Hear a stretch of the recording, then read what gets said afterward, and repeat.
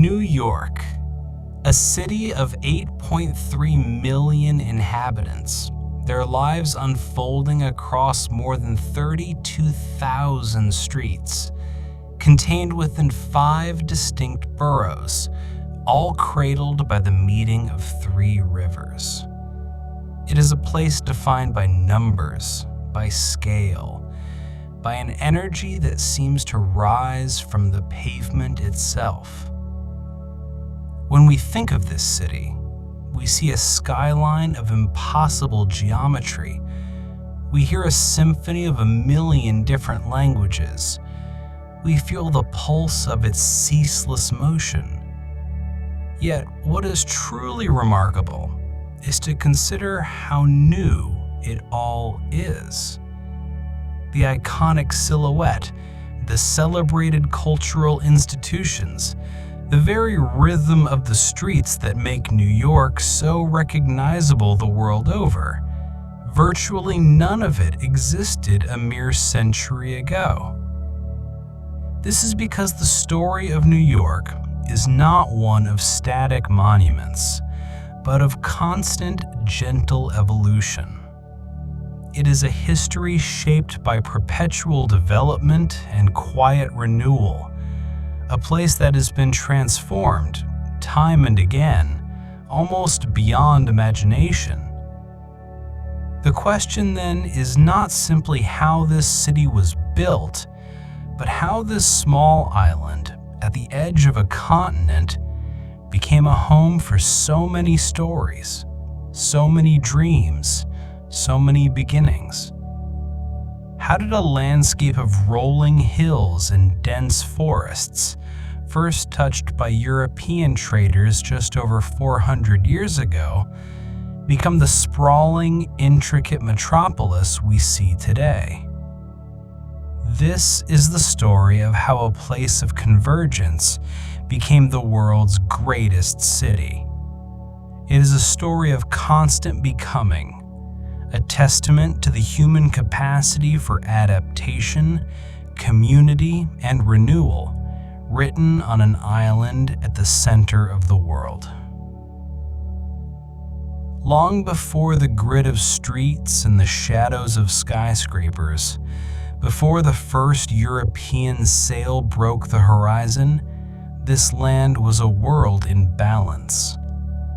It was an island of many hills, a name captured in the language of its first people, Manhattan. For thousands of years, this was the heart of a much larger homeland known as Lenapehoking, the ancestral territory of the Lenape people. The landscape was one of profound abundance. Early European travelers wrote with wonder at the grandeur they encountered, of hills and fields that appeared dyed red with the ripening strawberries, of forests so full of birds that men can scarcely go through them for the whistling, the noise, and the shattering. The waters around the island were rich with oysters and lobsters, and the rivers flowed with life. The great northern river, which the Lenape called Chateaumoc, the river that flows both ways, was a tidal estuary, a vital source of food, and an important route for trade and travel.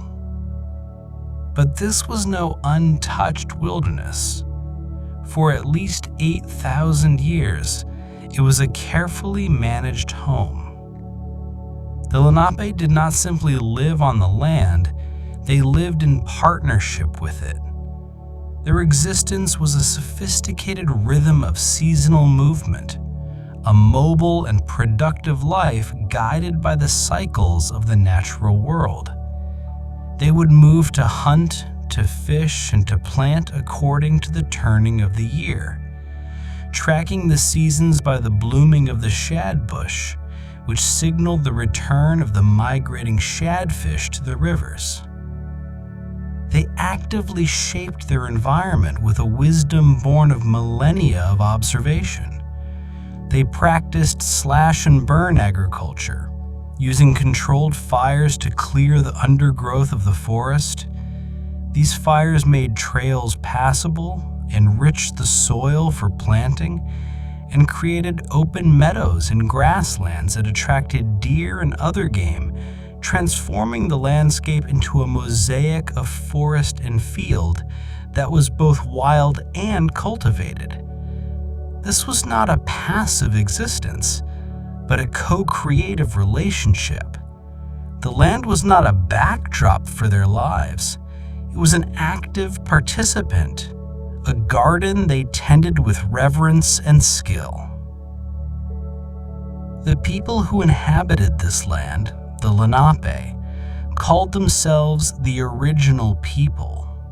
They were part of the great Algonquin language family, and among many neighboring tribes, they were revered as the grandfathers, the ancient ones from whom other peoples originated. Their society was not a centralized empire in the European sense, but a loose and egalitarian association of related communities, each with its own leaders, or sakima. At the core of their world was the family, organized into 3 primary clans: the wolf, the turtle, and the turkey. Their society was profoundly shaped by matrilineal principles. Lineage, social status, and identity were all traced through the mother's line. When a man married, he would move into his wife's home, and their children would belong to her clan. This structure gave women a significant and respected role in the community. Matriarchs, along with elders, would democratically select the chiefs, ensuring that leadership was a shared responsibility. Daily life was a testament to their deep connection to the environment. Families lived in domed, bark-covered houses called wigwams, often situated along rivers and creeks. Labor was divided, but each role was held in equal esteem.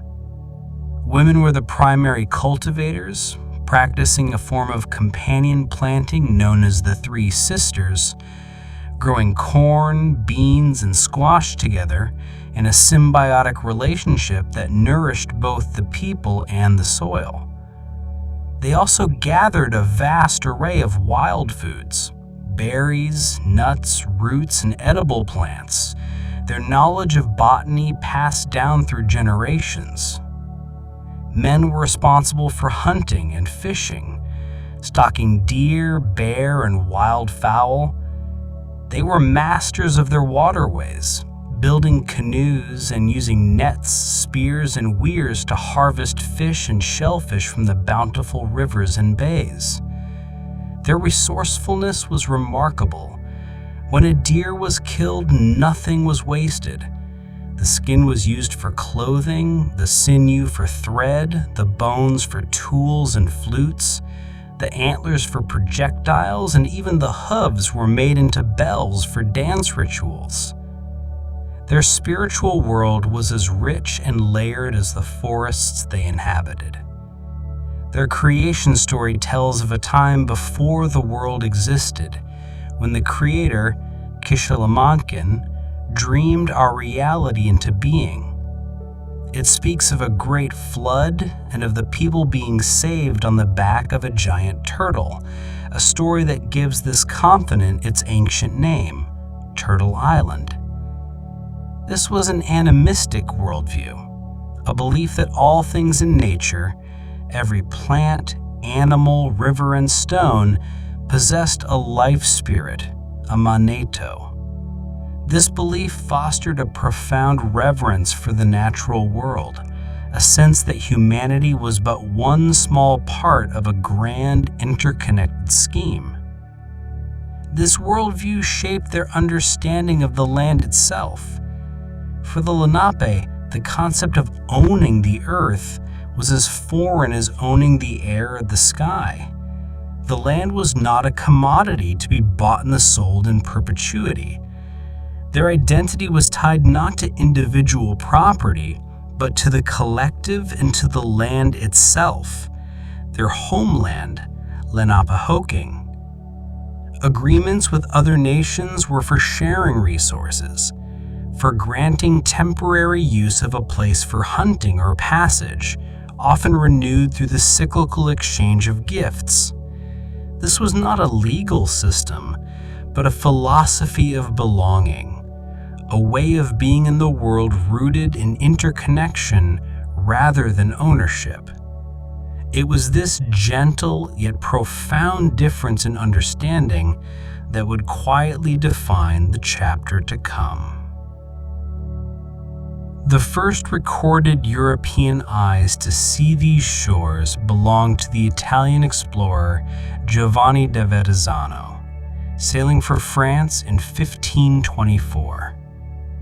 He gazed upon the vast harbor, which he named Nuova Angoulême, and claimed the area for the French crown.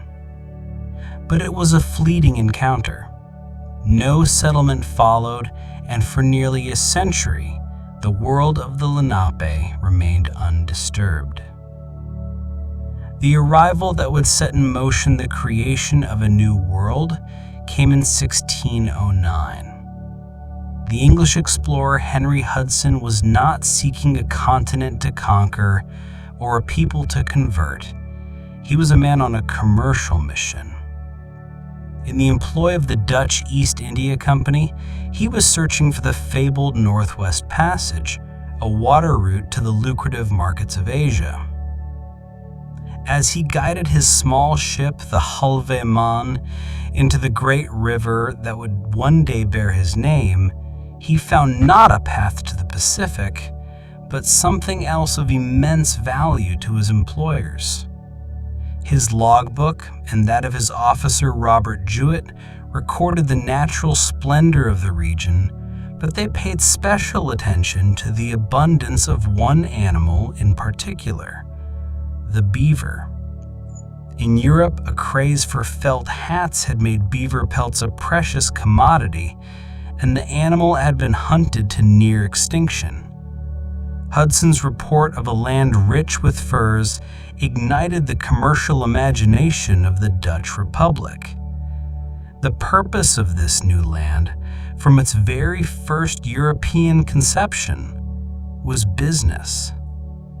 In the decades that followed Hudson's voyage, Dutch traders established small posts along the river, initiating a vigorous fur trade with the native peoples. This enterprise was formalized under the charter of a new armed commercial monopoly, the Dutch West India Company. In 1624, the company sent its first ship of colonists not to build a new society, but to secure its commercial interests. After a brief landing on what is now Governor's Island, the company decided in 1625 to establish a permanent fortification on the southern tip of Manhattan. Its strategic position, guarding the entrance to the Hudson River, was ideal for protecting the valuable cargoes of fur that passed through the harbor. The foundations of Fort Amsterdam were laid, and around this defensive core, a small settlement began to grow. It was named New Amsterdam. The following year, in 1626, the colony's newly appointed Director General, Peter Minuit, conducted the most famous real estate transaction in history. On the shores of the island, he met with a small band of Lenape and, in exchange for a collection of trade goods, metal tools, cloth, and beads, worth a total of 60 guilders, the Dutch legitimized their claim to Manhattan.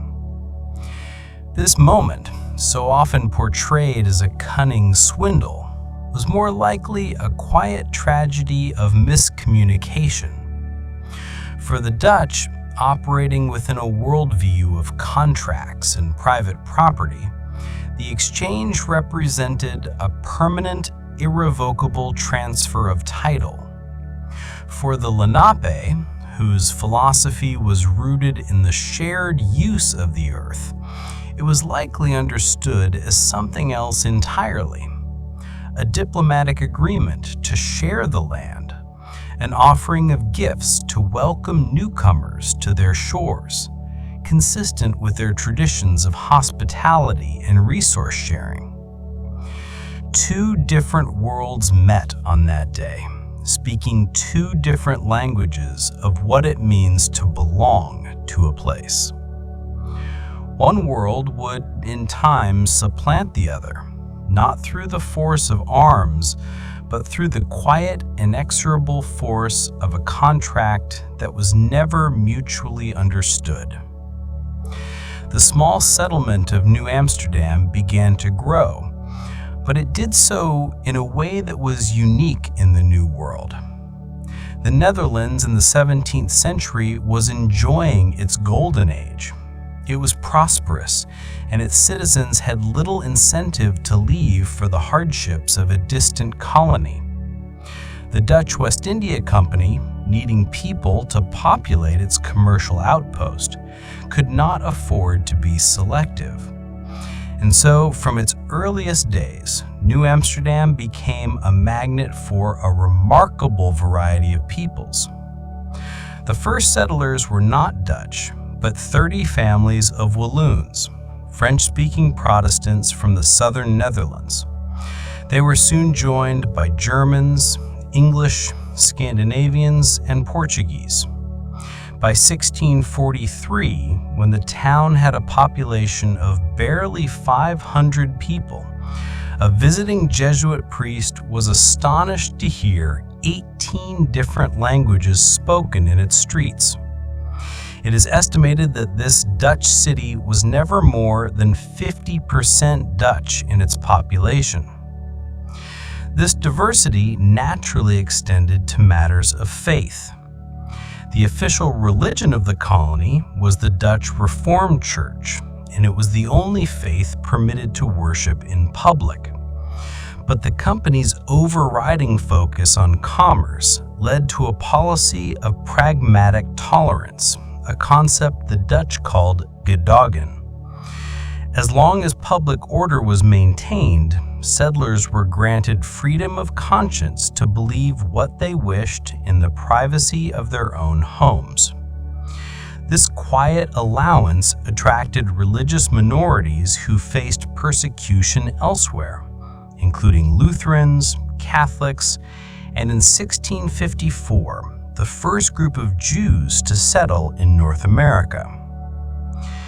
This tapestry of peoples, however, had a dark thread woven through it. To provide the labor needed to build the colony and work its farms, the Dutch West India Company participated in the transatlantic slave trade, bringing enslaved Africans to New Amsterdam. By the 1640s, people of African descent, both enslaved and in a state of conditional freedom, made up a significant portion of the population, their forced labor foundational to the colony's growth. In this nascent city of many cultures and faiths, freedom was a privilege, not a universal right. The unique character of New York was not a later invention. It was born in these first decades, not from a grand philosophical vision of a multicultural society, but from the practical necessities of commerce. The need for labor, the drive for profit, and the reality of global trade networks created an environment where diversity was a simple fact of life and tolerance was a matter of good business. The city's identity as a pluralistic, pragmatic, and commerce-driven society was embedded in its DNA from the very beginning. Throughout the mid-17th century, the Netherlands and England were locked in a fierce global rivalry. It was a competition not for territory alone, but for control of the world's maritime trade routes. The small but strategically located Dutch colony of New Netherland positioned between England's colonies in New England and Virginia, was a frustrating interruption in England's ambitions for a continuous American empire. In August of 1664, the rivalry arrived in New Amsterdam's harbor. A small fleet of 4 English warships under the command of Colonel Nichols anchored off the coast and demanded the colony's surrender. The Director General, the famously cantankerous Peter Stuyvesant, was inclined to resist, but his position was untenable. The fort was poorly supplied with gunpowder, and the city's diverse inhabitants, many of whom were not Dutch and felt little loyalty to the West India Company, had no desire to fight. Faced with a superior force and a petition from his own citizens, Stuyvesant conceded. The transfer of power was remarkably peaceful. Not a single shot was fired. The English, eager to absorb a profitable colony rather than a ruined one, offered generous terms of surrender.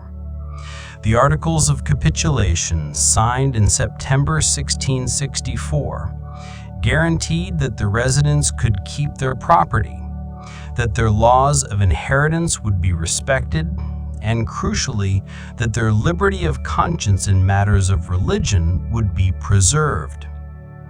The transition was seamless. The Dutch soldiers marched out, the English soldiers marched in, and life in the city continued much as before. The colony was renamed New York in honor of its new proprietor, James, the Duke of York, the future King James II of England.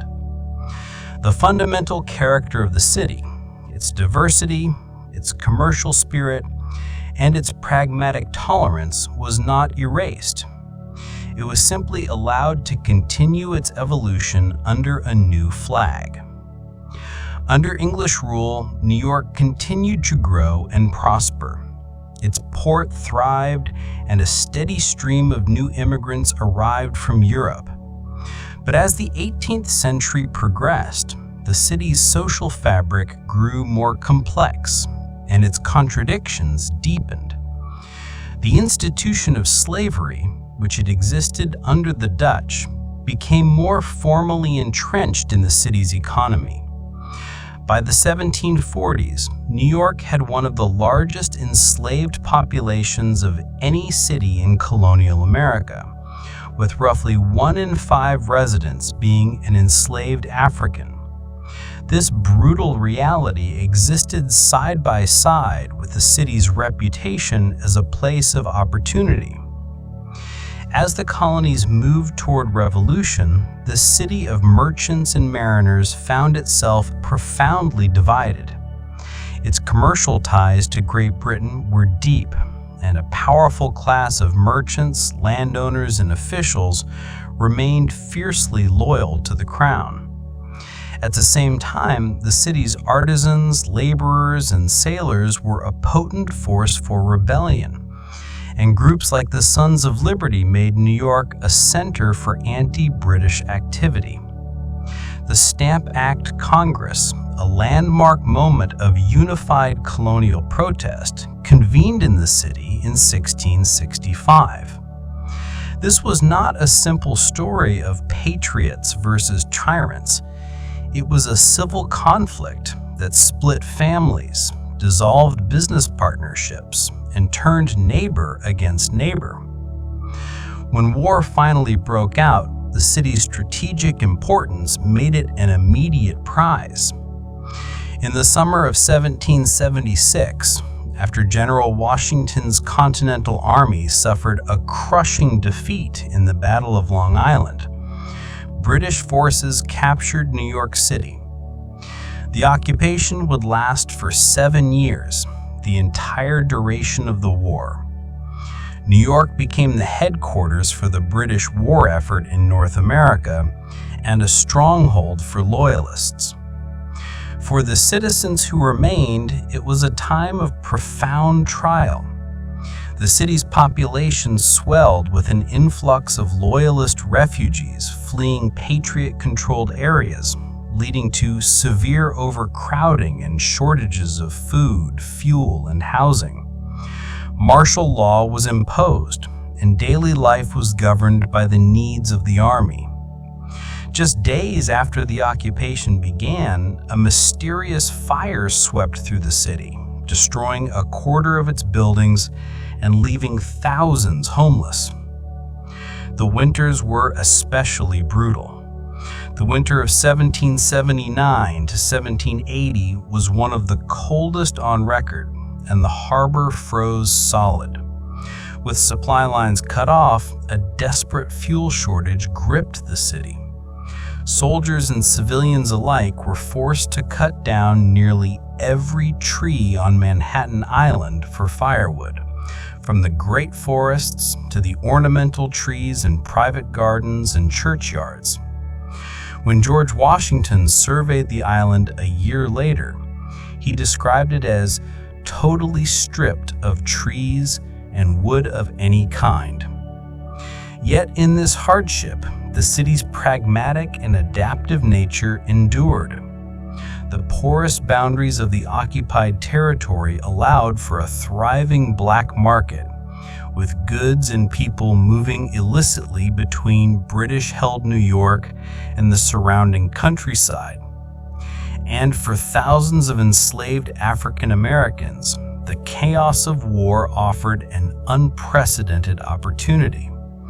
Responding to British proclamations that offered freedom to any enslaved person who left a patriot master and joined their side, they flocked to the city by the thousands. In a deep and painful paradox, occupied New York became an island of freedom in a sea of slavery, a haven for those seeking liberty under the flag of a king. This long, difficult period of occupation forged a unique resilience in the city's character. It was an experience that required constant adaptation, the navigation of complex loyalties, and a focus on daily survival. It reinforced the city's identity not as a place of rigid ideology, but as a place of pragmatism and endurance. New York emerged from the Revolution not as a philosophical capital like Boston or Philadelphia, but as a survivor, a city defined by its ability to withstand, adapt to, and ultimately recover from profound crisis. When the last British ships evacuated New York Harbor in November 1783, they left behind a city scarred by war, but poised for a new beginning. In 1785, the Congress of the Confederation chose New York to be the capital of the newly independent United States. The old City Hall on Wall Street, which had been desecrated during the British occupation, was beautifully remodeled by the French architect Pierre L'Enfant and renamed Federal Hall. For 5 brief but brilliant years, this building was the center of the American universe. On its second-floor balcony, overlooking the crowds on Wall and Broad Streets, George Washington took the oath of office as the first President of the United States on April 30th, 1789.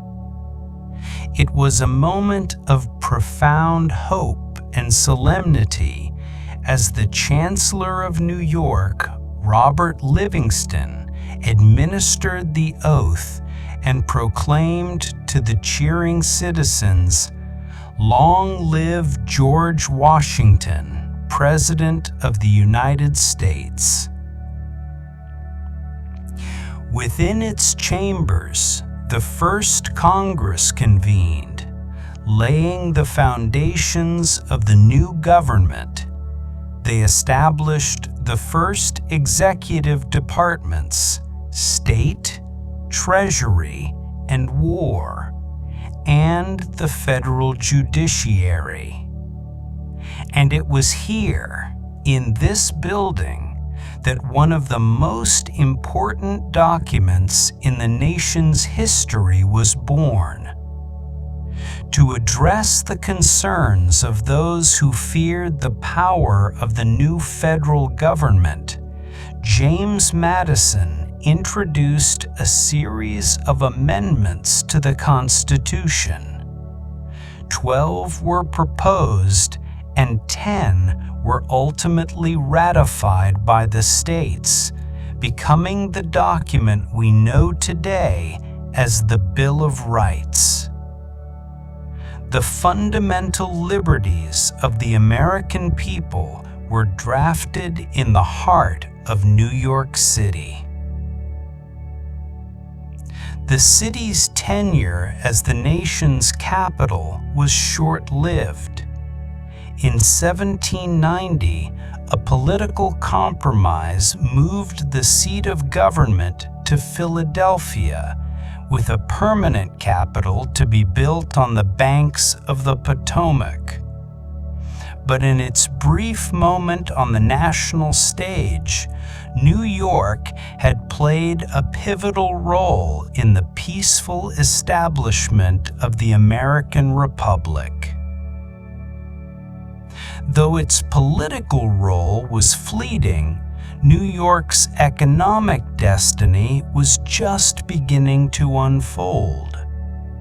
The city possessed one of the finest natural harbors in the world, but its true potential was locked away, separated from the vast, resource-rich interior of the continent by the Appalachian Mountains.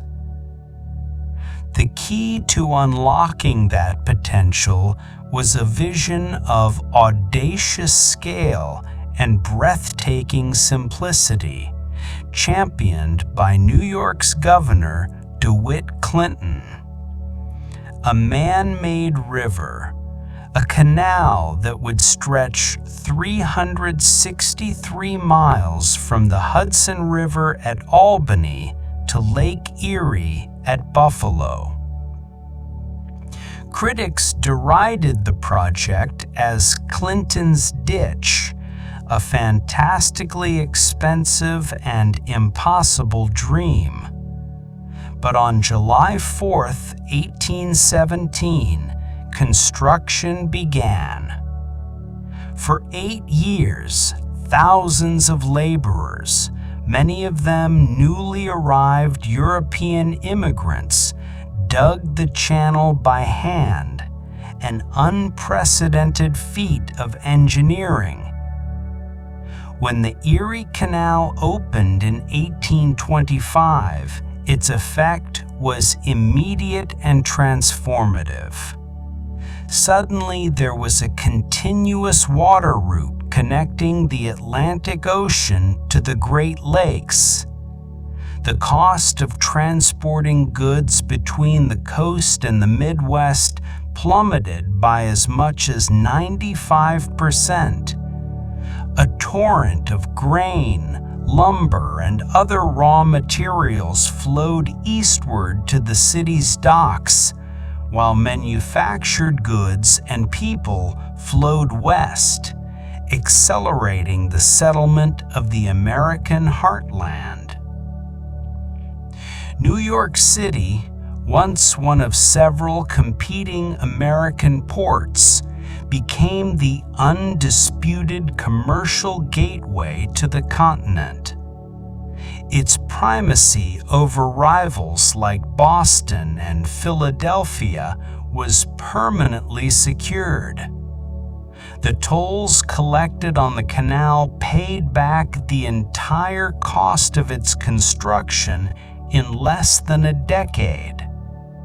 The canal was more than an infrastructure project. It was the artery that pumped the lifeblood of commerce into the heart of New York, ensuring its future as the nation's economic capital. The city's brief period as the political capital had been instrumental in establishing the financial institutions like Alexander Hamilton's Bank of New York and the nascent stock exchange that would fund this explosive growth. Now, the Erie Canal provided the physical means to realize that commercial destiny. This era cemented a core element of New York's identity. It is a city that builds.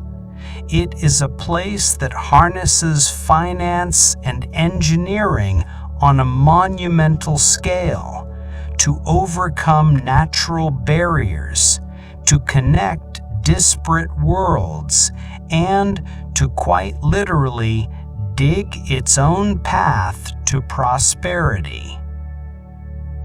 The opening of the Erie Canal and the explosion of commerce it unleashed turned New York into a city of unparalleled opportunity. And the world responded. Throughout the 19th century, its population grew at an astonishing rate, swelling from just 60,000 in 1800 to well over 500,000 by 1850. This incredible growth was driven by great waves of immigration, as millions of people crossed the Atlantic in search of a new life. They were fleeing poverty, persecution, and political upheaval in their homelands. The Great Famine in Ireland in the 1840s sent hundreds of thousands to New York's shores, and they were joined by vast numbers of German immigrants escaping political turmoil. For these newcomers, the city was a beacon of hope. Their first steps on American soil were often at Castle Garden, the processing center at the southern tip of Manhattan. One Norwegian immigrant described the chaotic scene inside as so loud that one had to shout into the ear of the listener in order to be heard. It was a confusing, overwhelming, yet thrilling entry into a new world. From there, they settled in distinct ethnic neighborhoods, creating vibrant enclaves like the Lower East Side, where the languages, foods, and customs of the old world were transplanted into the grid of the new.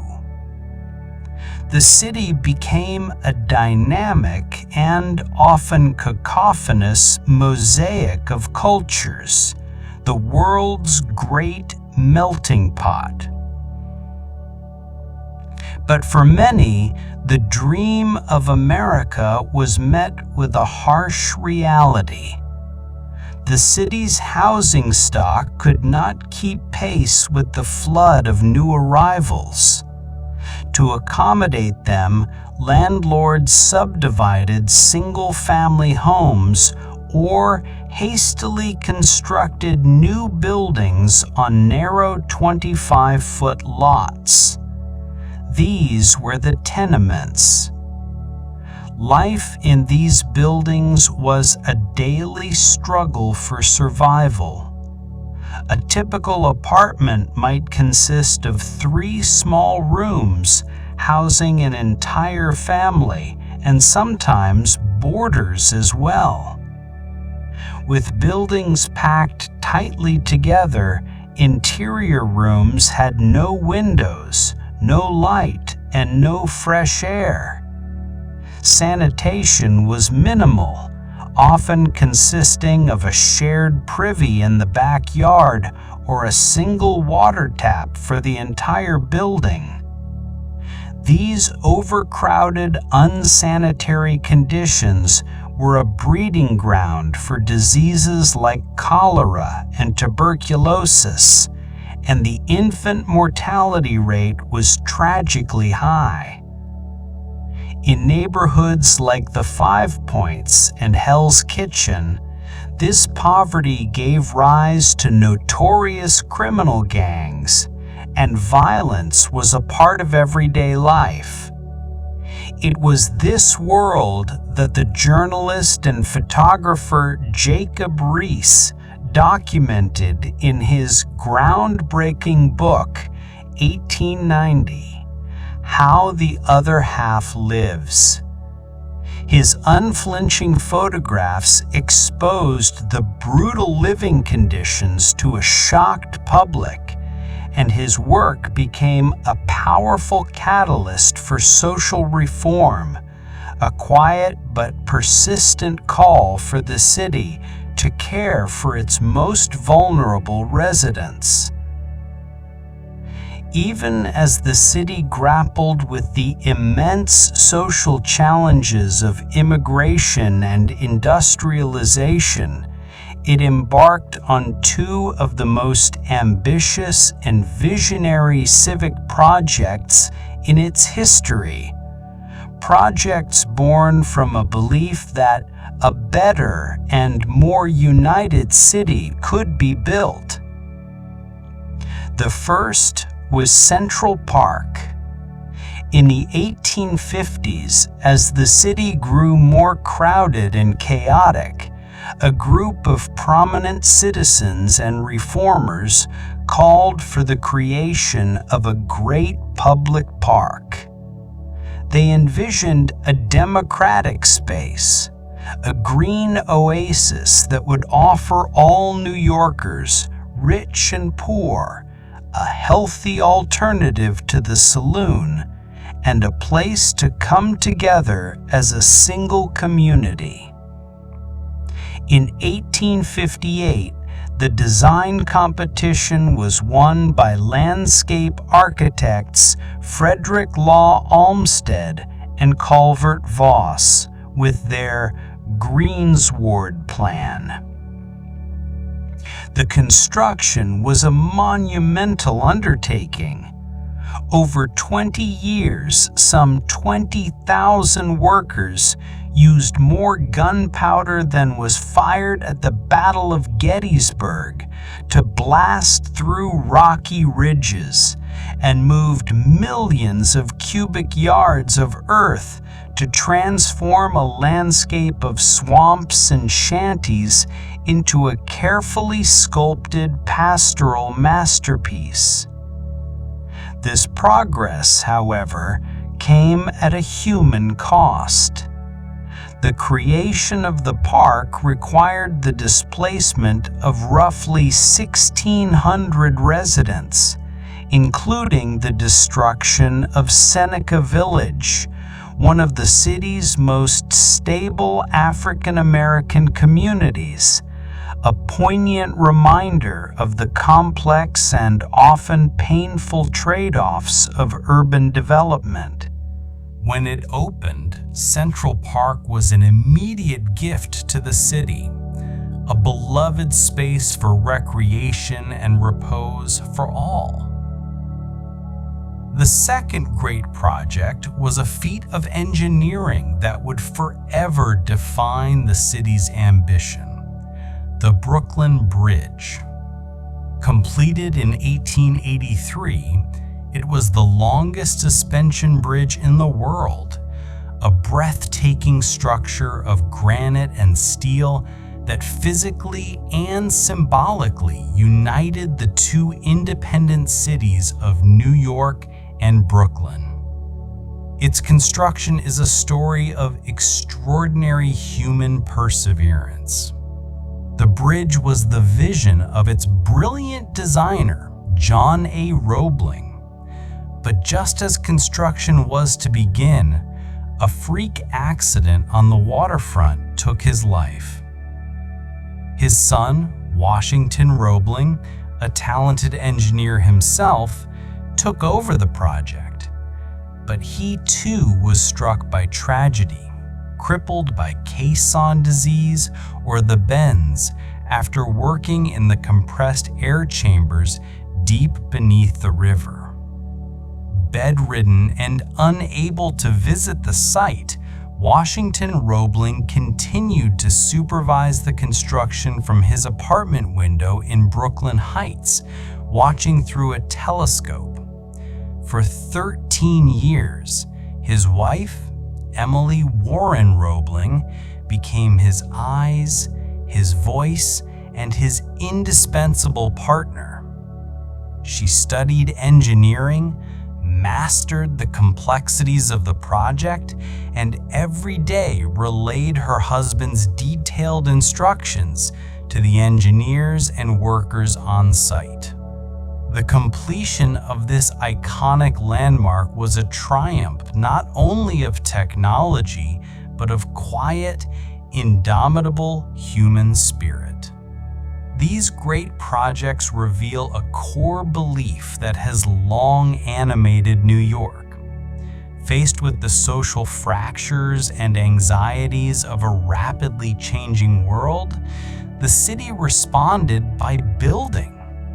It sought to engineer social harmony through the creation of a shared park, and to forge unity through the construction of a great bridge.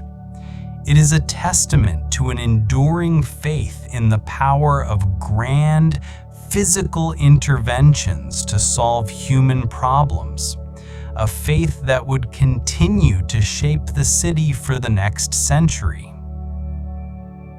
As the 19th century gave way to the 20th, New York's relentless energy turned inward and upward.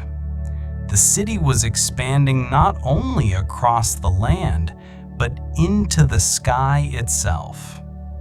A new form of architecture, made possible by steel frame construction and the invention of the elevator, began to reshape the skyline.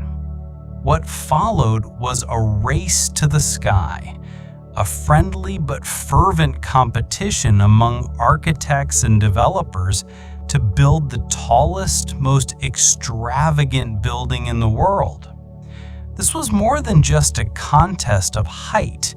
It was an expression of the city's boundless economic confidence and architectural ambition. The result was an iconic forest of stone and steel, the Gothic splendor of the Woolworth Building, the Art Deco jewel of the Chrysler Building, and finally, in 1931, the soaring, majestic form of the Empire State Building, which would remain the world's tallest for 40 years. Shanty towns out of scrap metal and cardboard, grimly naming them Hoovervilles in a bitter jab at the president they felt had failed them. The city's recovery began with the election of President Franklin D. Roosevelt and the implementation of his New Deal. New York became the single greatest recipient of New Deal public works funding in the country. Federal programs like the Works Progress Administration put millions back to work on a scale never seen before, transforming the city's infrastructure. These programs built the Triborough Bridge, the Lincoln Tunnel, and LaGuardia Airport. They constructed thousands of new schools, hospitals, playgrounds, and public housing projects, fundamentally modernizing the city for a new era. Just as the city was emerging from the Depression, it was plunged into another global crisis, the Second World War. New York mobilized completely for the war effort. Its factories, which had been silent just years before, now churned out tanks, planes, and ships for the Allied cause around the clock. The city's bustling port became the vital lifeline for transporting troops and supplies across the Atlantic. The Brooklyn Navy Yard, with its 70,000 workers, became the world's busiest shipyard, earning the nickname the Can-Do Yard for its incredible productivity and skill. On the home front, New Yorkers united in a spirit of shared sacrifice. Goods were rationed, and citizens organized scrap drives to collect rubber, tin, and other materials critical to the war effort.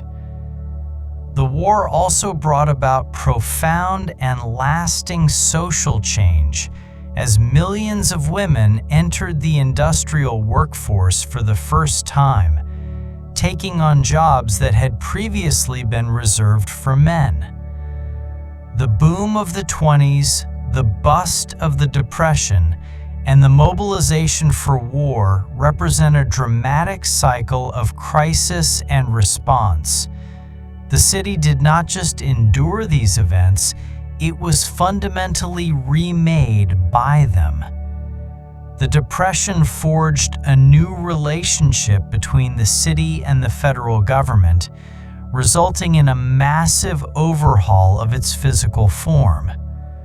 The war permanently altered social roles and solidified the city's industrial power. This capacity for reinvention, for finding a new purpose and a new identity in the wake of hardship, is the engine of New York's constant, quiet evolution. New York emerged from the Second World War with a new and unparalleled global prominence. While many of the world's other great cities lay in ruins, New York stood intact and stronger than ever. The post-war years solidified its status as the undisputed capital of the world. In 1952, it became the permanent home of the United Nations headquarters, a symbol of its new role as the center for global diplomacy and a beacon of hope for a war-weary world. It inherited Paris's mantle as the center of international art world and stood as a rival to London's financial markets. Like all cities, its journey has not been without trials. The decades that followed brought new challenges: a painful fiscal crisis in the 1970s, a period of urban decay, and a reputation for crime and deprivation. But even in these difficult years, the city's spirit of renewal endured. In neglected neighborhoods, residents came together to clean up vacant lots and plant community gardens, small but powerful acts of grassroots resilience that brought life back to the city, block by block. What makes New York unique is this very capacity for reinvention. It is a city that has been knocked down many times, yet has always managed to pull itself back up, to find a new way forward, to become something new. Throughout its 400-year history, the city has constantly evolved, developing time and time again to the point where it is completely unrecognizable from the small Dutch trading post where it all began. And yet something of that original spirit remains. The quiet meeting of peoples from every corner of the globe. The pragmatic, energetic pulse of commerce. The enduring belief that a better future can be built. The skyline, the streets, the millions of people who call this island home, they are not the end of the story. They are simply the latest chapter. For the true story of New York is that it is never finished. It is a city that is always peacefully becoming.